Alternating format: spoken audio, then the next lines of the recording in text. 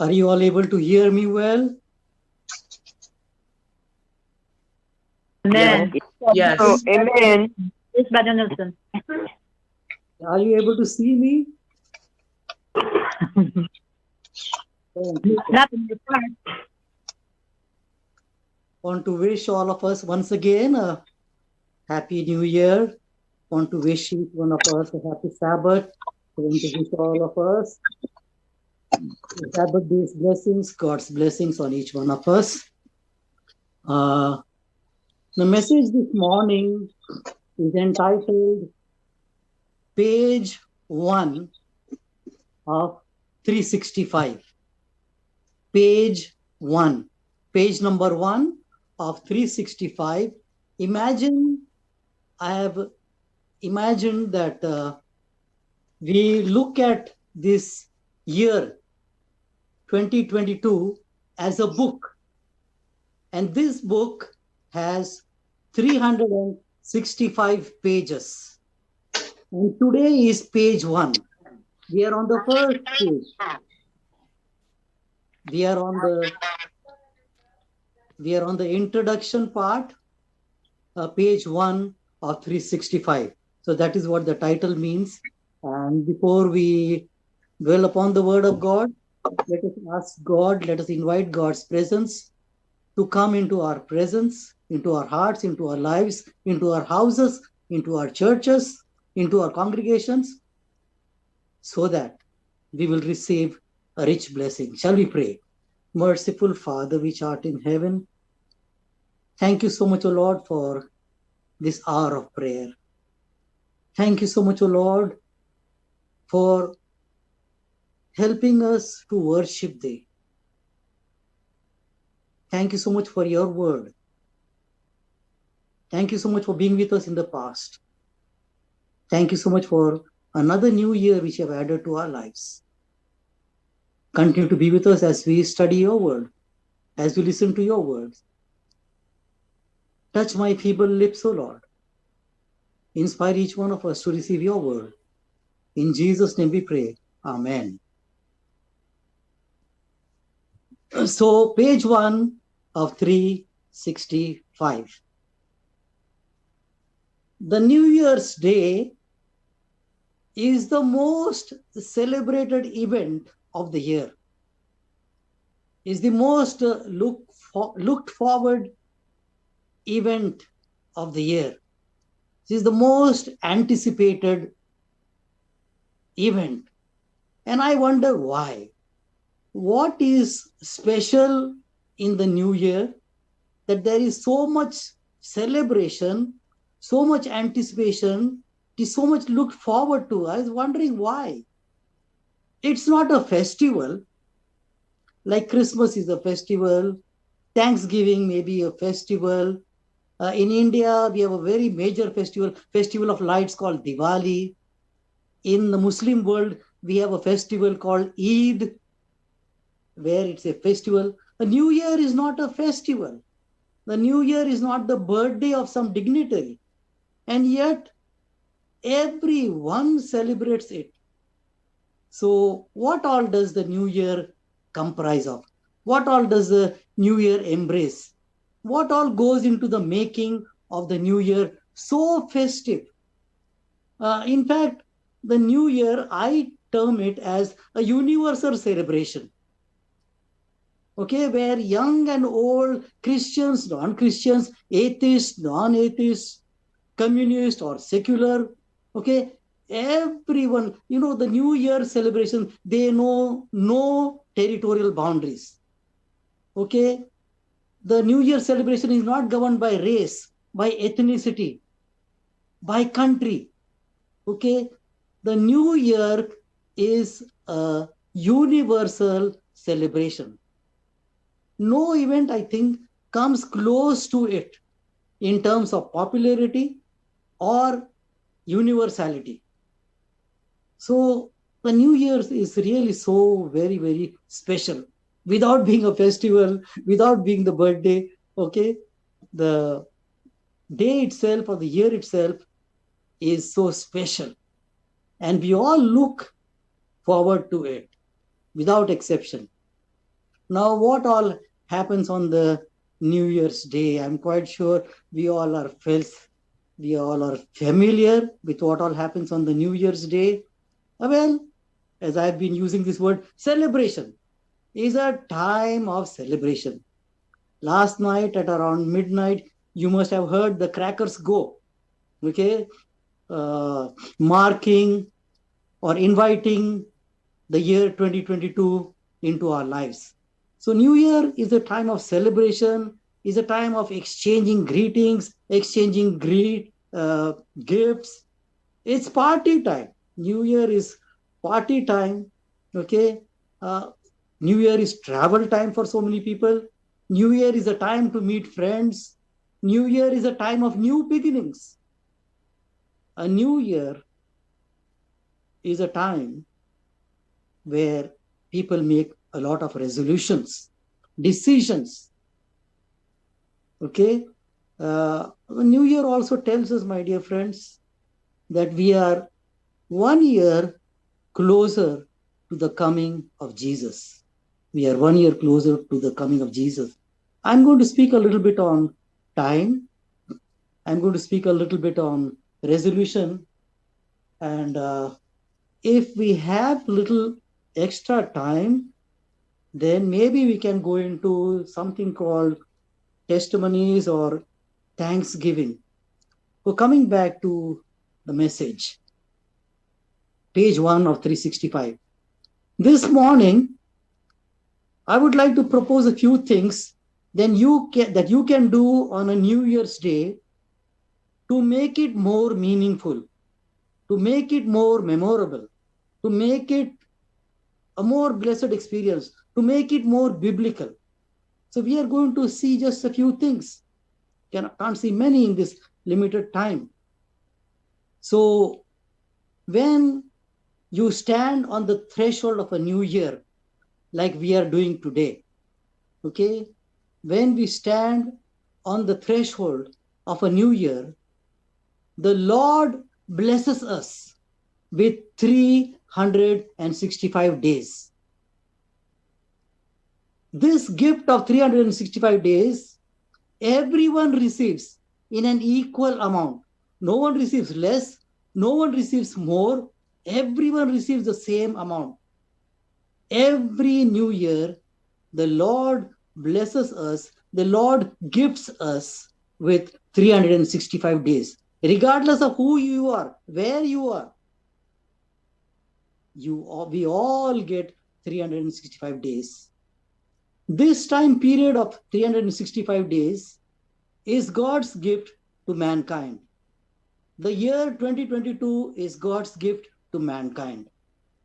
Every morning, my dear friends, the Lord fills our pockets.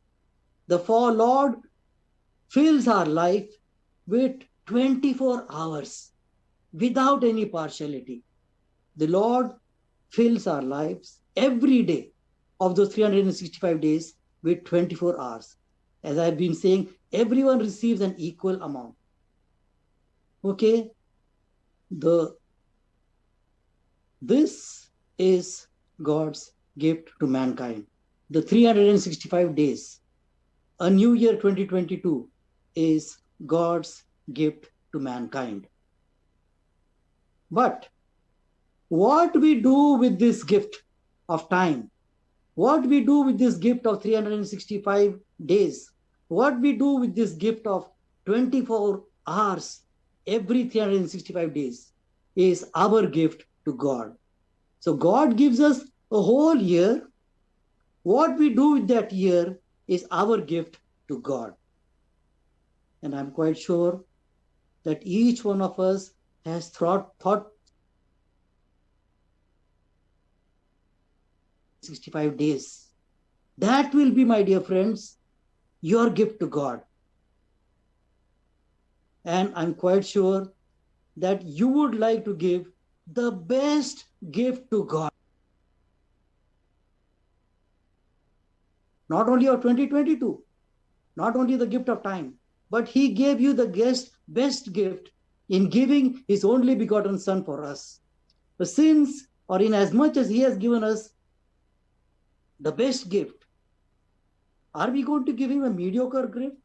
Are we going to give him an average gift? Are we going to give him a simple gift? No, we too are going to give him the best gift, which means that the gift which God gave us 365 days, 2022, we are going to do our best. We are going to do our best, and what we do, the best that we do, that will be our gift to our Savior. So that is what I'd like to introduce at the beginning.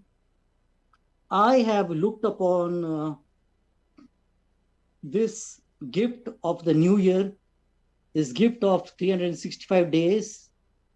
I look on it as a very important gift that God has given us.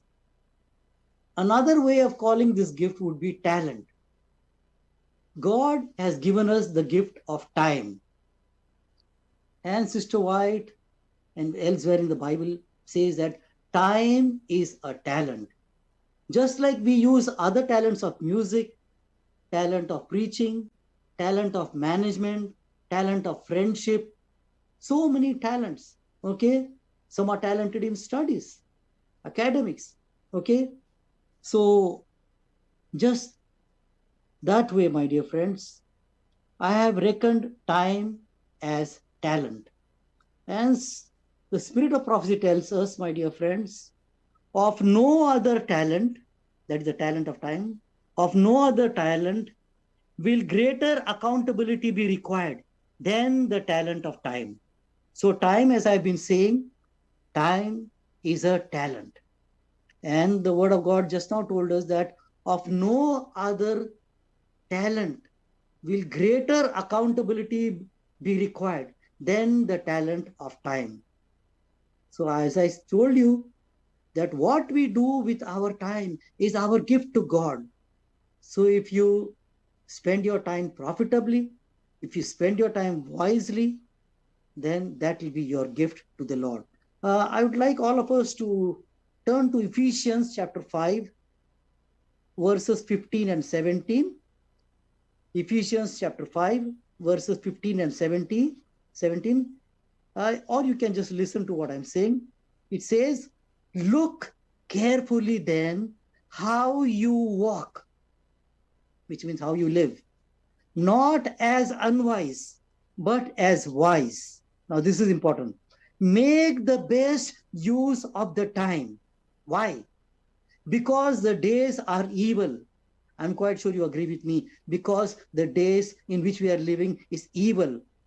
Therefore, do not be foolish, but understand what the will of the Lord is. So our scripture reading clearly tells us, I'll read it once again, look carefully then how you walk, not as unwise, but as wise, making the best use of the time, because the days are evil. Therefore, do not be foolish, but understand what the will of the Lord is.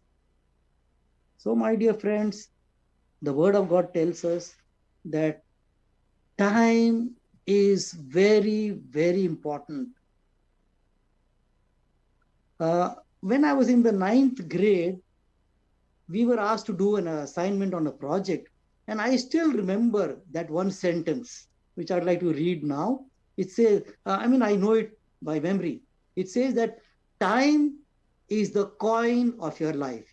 You know, we have various coins, a dollar coin, a quarter coin, different coins, cents and dimes. So it says, time is the coin of your life.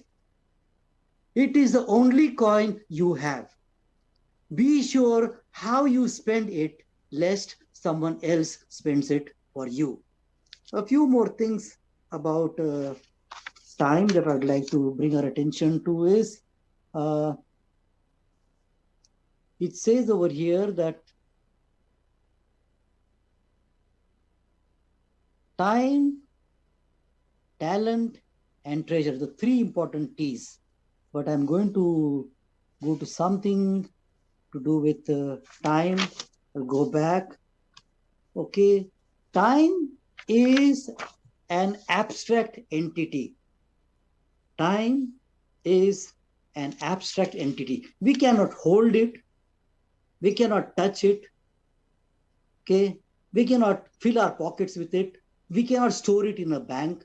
Time is an abstract entity. But apart from being an abstract entity, one thing that the Lord has added to this entity of time is that time is measurable. You can measure time, even though it is an abstract entity. Even though it is a abstract quantity. Okay, time is measurable. We can measure time. Time is a measurable talent. In fact, let me go to Genesis chapter 1. Okay, let us go to the first chapter of Genesis. Okay, and see the origin of time. Okay, Genesis 1:14. This talks about the fourth day of creation. Then God said, "Let there be lights in the firmament of the heavens to divide the day from the light, and let them be for signs and for seasons and for days and years." So, my dear friend, the Lord made the sun, moon, and stars for what? For measuring time. And how is time measured? Time is measured in days, weeks, months, and years. And how do we do that? When the earth rotates on its axis, we have a 24-hour day. One day, 24 hours. When the earth goes around the sun, makes one circle, we have 1 year. Every seventh day is 1 week. We don't have week for 5 days. We don't have a week for 10 days or 8 days. The week anywhere in the world, it's universal, 7 days. And so God, time is a measurable talent, and God gave us this measurement of time. Measurement of time means we know what to do when. What to do when. When it is dark, we sleep.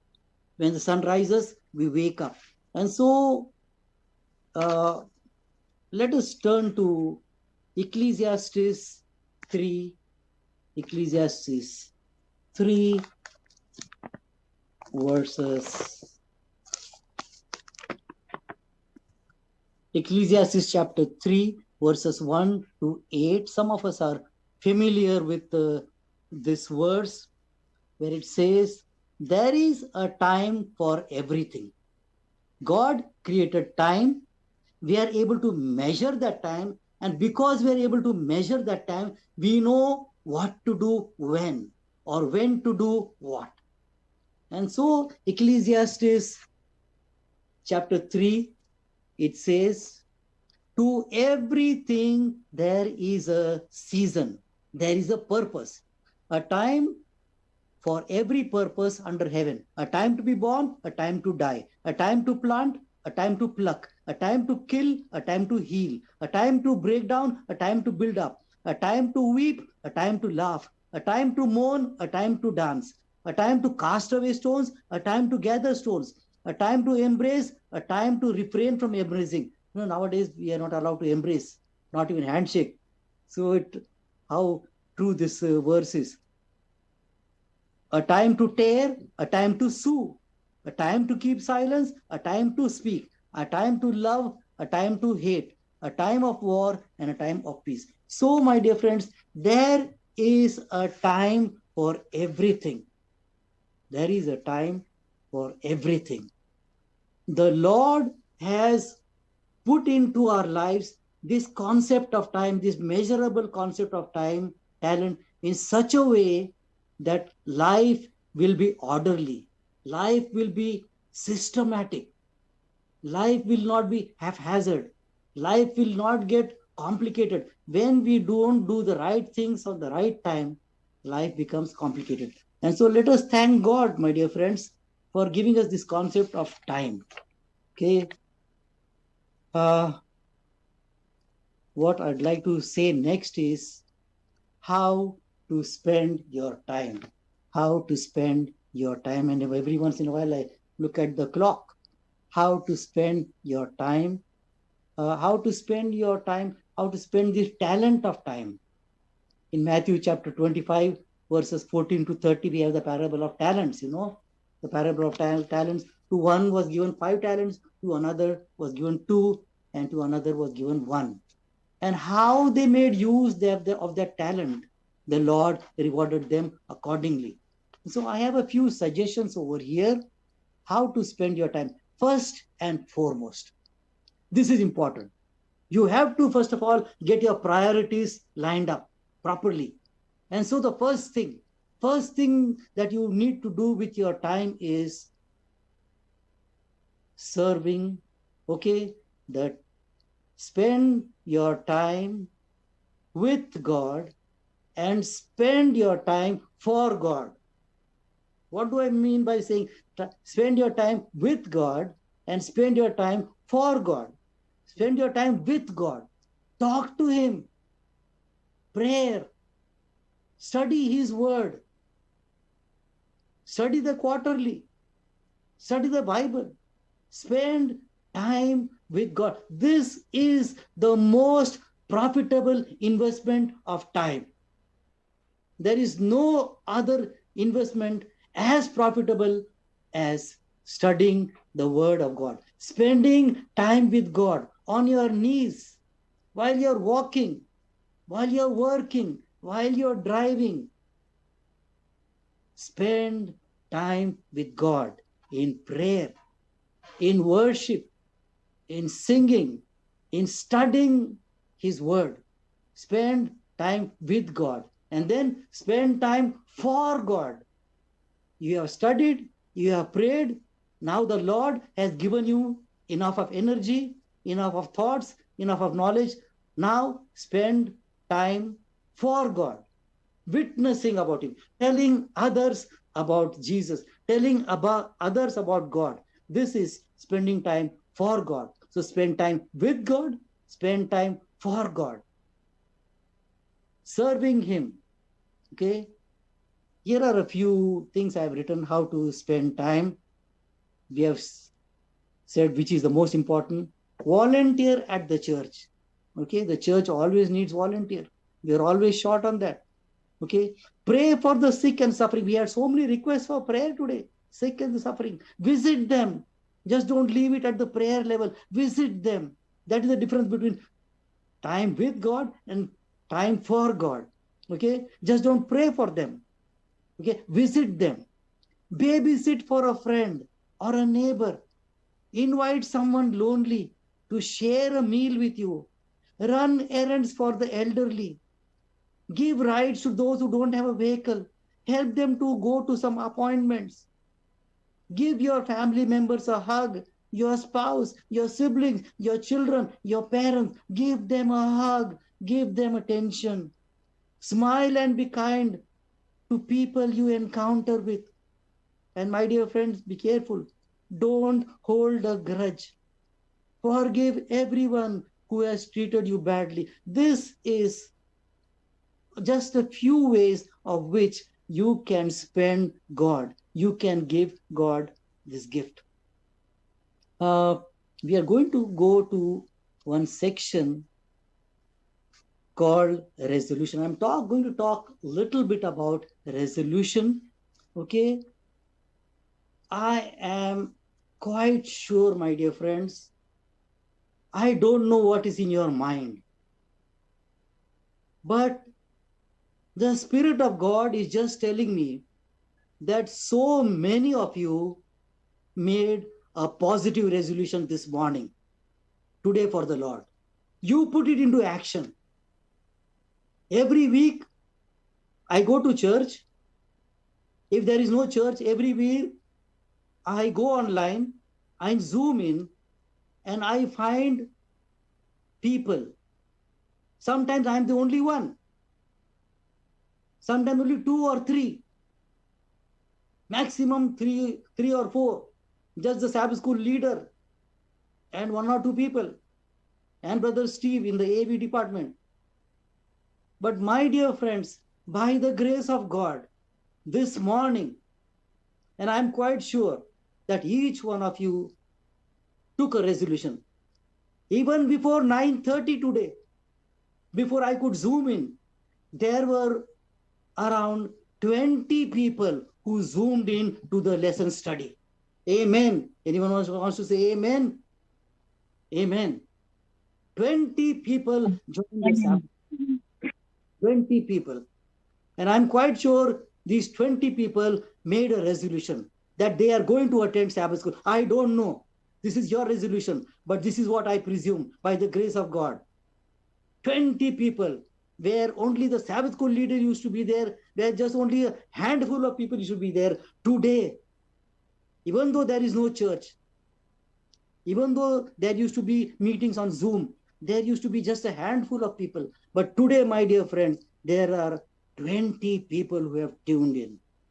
And so I'm going to talk a little bit about resolution. New Year is a time of making resolution, is a time for making resolution. Majority of the people world over don't know what is so mysterious or what is so special about the new year that everyone wants to make a resolution on the New Year's Day, on New Year's Eve, or in the new year. But we are going to study a few things, my dear friends, about how to make effective resolutions because of the following things that I'm going to tell. Now, pay attention. Most of the resolutions are made in the new year, especially on the New Year's Day or New Year's Eve. But look at the statistics. The Forbes study came out with the following statistics. 80% of 80% of New Year's resolutions fail within 1 month.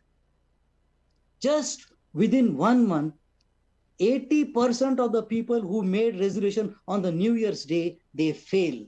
They break their resolutions. And so we are going to study what goes into the success of resolutions, what goes into the failure. Okay. A study was done for a period of 6 months regarding resolutions. Now, 6 months. Now look at these statistics. Of those who make a New Year's resolution, after 1 week, 75% are still successful. 75% still hold on to their resolution, which means 25% have dropped out. Then after 2 weeks, it says the number comes down to 71% are still successful, which means 29% are failures. Then the study goes further. After 1 month, the number drops to 64%, which means as the days go by, the failure rate is more. 36% have failed. After 6 months, this study was done for 6 months. After 6 months, 46% are still successful, which means 54% have failed in holding on to their resolutions.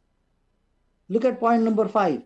Of the 41 Americans who make a New Year's resolution, of the 41% of Americans who make a New Year's resolution, by the end of the year, only 9% are successful.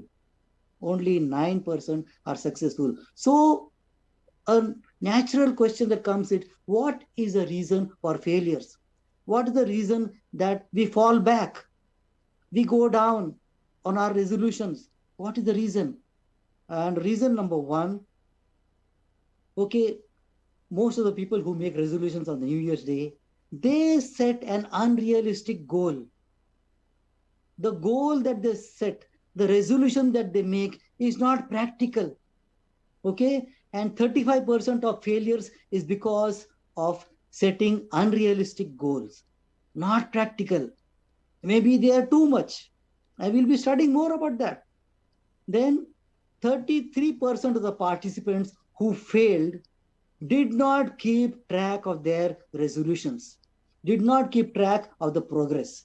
You made a resolution. Okay, every day I'm going to study 2 chapters or 3 chapters or 4 chapters of the Bible, or I'm going to hit the gym 2 times, 3 times. Okay, it says 33% of the participants who failed did not keep track of their progress. Need to keep a track. 23% forgot about their resolutions. Wow. Look at the next information. 1 in 10 people who failed said they had made too many resolutions, making unrealistic resolution and then making too many. Go little at a time. 90% of all the resolutions, now this is very, very important, and this is going to drive home the point to us, especially 90% of all the resolutions made are related to health. 90% of all the resolutions that are made on the New Year's Day are related to health. Eating healthy, exercising, losing weight, quitting smoking, self-care. By the way, quitting smoking, quitting to smoke was on the top of the list. In fact, the study shows that the resolution to quit smoking was double in the month of January than any other month of the year. And so what I just said is that, and this is important for us as a church, 90% of all the resolutions that are made on the New Year's Day, they are directly or indirectly, one way or the other, related to health. Related to health. Why am I emphasizing on that? Why? My dear friend, since most of the resolutions that we take are related to health, can you see something, my dear friend? Can you see something that I'm going to tell about? Can you see something that is in my mind, going on in my mind, my dear friends? Since most resolutions are related to health, what a tremendous opportunity, my dear friend. What a tremendous potential the Seventh-day Adventist Church has in proclaiming the health message. No other church promotes, preaches, or propagates the health message as we do. In fact, they don't have a health message. We have a health message. All the resolutions that are taken, majority of the resolutions are related to health. And what a potential, what an opportunity. How much we can do as a church. Smoking ranks the highest as far as resolutions concerned, to quit smoking. What can we as a church do? We can go to schools. We can go to colleges. And we had these programs in India. We used to go to schools. We used to go to colleges, to the younger generation, where people begin smoking, where people begin drinking. We went to the, and we had something called 5-day plan to stop smoking. I don't know if that program is there over here, but most probably we got it in India from the US. 5-day plan to stop smoking. So what I'm trying to say is that we have such a great potential, my dear friends, with our friends where we work, with our friends where we study, which we associate. We have the health message, my dear friends. Okay, there is wonderful statistics about Seventh-day Adventist people. It says over here, in the it's the Seventh-day Adventists who live an average of 10 years longer than the American life expectancy of about 79 years. The Seventh-day Adventists live 10 years longer than the expected life expectancy of Americans, which is 79 years old. Because of our health message, because of our lifestyle, my dear friends, the Adventists are able to live longer than their surrounding population. In one of the studies, Loma Linda was cited. Now, this study was not done by an Adventist organization. This was done by a neutral organization. But they quoted Loma Linda as an example of where people's life expectancy, average life age was higher. For men, it was 7.4 years, and for ladies, it was 4.4 years in Loma Linda, higher than the surrounding population. What a tremendous opportunity! What a tremendous potential! What a tremendous gift God has given us, my dear friend. The health message to reach people. Because the whole world is craving after health. Let us go ahead. I have some more to speak. Why do we fall back? Why do we fall back? And how to make our resolutions more effective? Okay, some techniques, simple ones. Okay, some you may already be knowing. Point number one, establish smaller goals. Okay, something called micro goals. Try breaking the larger goals into smaller ones, manageable goals. Larger goals may seem overwhelming, but when you break it into micro goals, you turn a massive commitment into smaller and more manageable targets. This helps you build the momentum to get started. So when you have smaller goals, my dear friend, you may be having a big goal, but break it into smaller goals. And when you achieve them, this gives you the impetus. This gives you the momentum to get started. Point number two, be specific. Be specific. Don't make a general resolution. Focus on concrete goals instead of general ones. Okay? In the year 2022, I want to be healthy. That is general. What would be specific? Oh, I am going to lose 2 pounds every week or 2 pounds every month. It is specific. I am going to hit the gym 3 or 4 times a week. That is specific. What is general? I'm going to read the Bible every day. What is specific? Have a reading plan. Every day, how many verses you are going to read, how many chapters you are going to read, how many chapters you're going to read on the Sabbath, on the other days. We already have plans, okay, the church has made. So the second point was be specific, not general. Then point number 3, keep your resolutions with you. Keep your resolutions with you. Okay, write down your resolution, write down your goals. Okay, so that when it is with you, you'll be in contact with it. Okay, you'll be able to see it. You'll be able to monitor the progress. Okay, right? In the Bible, the law of God in Deuteronomy 11, Deuteronomy 6, it says, for the children of Israel to always be reminded about the law of God, they were supposed to write it on their gates. They're supposed to write it on their door. They're supposed to write it on their forehead. They were supposed to carry it as bracelets around their arms. Okay, so keep these resolutions with you.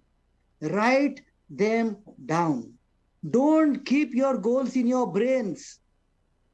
Okay, translate your goals into paper and ink. Write them down. Carry them with you. Keep them where you can see them easily and naturally.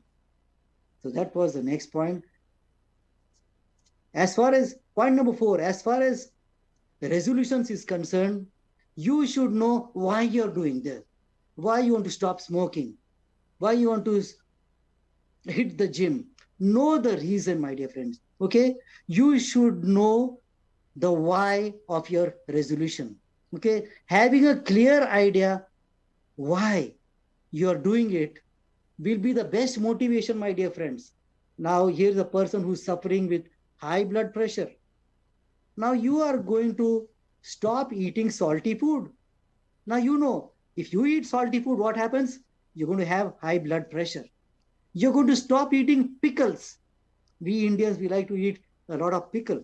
Okay, now we have to stop that. If I'm suffering from blood pressure, high blood pressure, I have to stop eating. So you see the resolution to not eat pickle. I know the reason. Not eat fatty foods or greasy foods. Okay, because that is going to shoot up my cholesterol. My cholesterol is already high.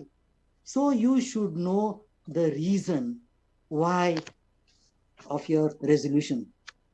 Point number 5, be realistic. Begin with smaller goals, and when you succeed with them, move on to bigger goals gradually. Point number 6, very, very important. Share your resolution with someone in your friend circle, with your relatives, with your parents. Share, discuss them with your friends. Okay, share them. Okay, this year I have decided to do this. Share it with your friends. Okay, ask them to help you hold on to your resolutions. Ask them to call you. Okay, sharing your goals with others is a type of witnessing. Maybe your friend is waiting to get a cue from you, to get that initial push, that momentum, that first step. Even your friend wants to make that resolution which you are sharing, or some other resolution. But when you share with your friend, that person gets inspired to make his own resolution. That's why I said sharing your resolutions with others is a type of witnessing. Point number 7, create a timeline for your resolutions. Some resolutions require a timeline of a day. Some require a timeline of a week. Some require a timeline of month. Some require a timeline of a year. Reading the Bible is a daily timeline. How many chapters you're going to do today? Okay. Losing your weight could be a weekly or monthly timeline. How much you're going to save is annually, is a yearly timeline. Then point number 8, plan for obstacles. Plan for setbacks. Plan for unusual occurrences. In 2019, I had planned to hit the gym from Monday to Friday. But what happened? The pandemic came and the gyms were closed. So plan for obstacles. If such and such a setback comes around, if such and such an unusual occurrence comes around, what do I do? How do I do the workout? How do I, how do I continue with the church activities? How do I continue to visit the homeless? We are not allowed nowadays. Okay, so plan for the obstacles. Next point, learn from your mistakes. Analyze what went wrong. Plan better. Utilize an alternative approach. Remember, my dear friends, coming to the close of my message this morning, this afternoon, remember that the resolution to change is a process.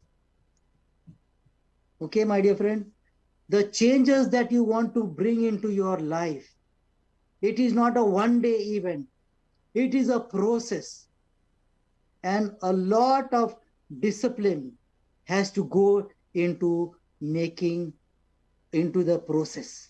Okay, it's not a lot of hard work, a lot of discipline, a lot of sweating and toiling goes into the maintaining of the discipline of the resolution. So remember that making a resolution is a process, is not a one day event or one moment event. One more thing, you may not agree with me, but let me tell you, my dear friends, that most of the people make a resolution on the New Year's Day. But let me tell you, New Year's Day is not a very good time to make a resolution. New Year's Day or Eve is not a very good time to make a resolution. Okay, especially those dealing with health issues. Okay, you want to lose weight. And what's on the table on the New Year's Day? All the dainties, the fatty foods, the greasy foods, the oily foods, the fried foods. Okay, they're packed with sugar, cake, and ice cream. It's party time, time to be merry. Who would think about a resolution? And so, resolution, it's difficult to make a resolution on a New Year's Day because of the environment that you're exposed to on that day. It's a time to be happy. It's a time for celebration, merrymaking. And so, from that point of view, I just said that it's not a very ideal time.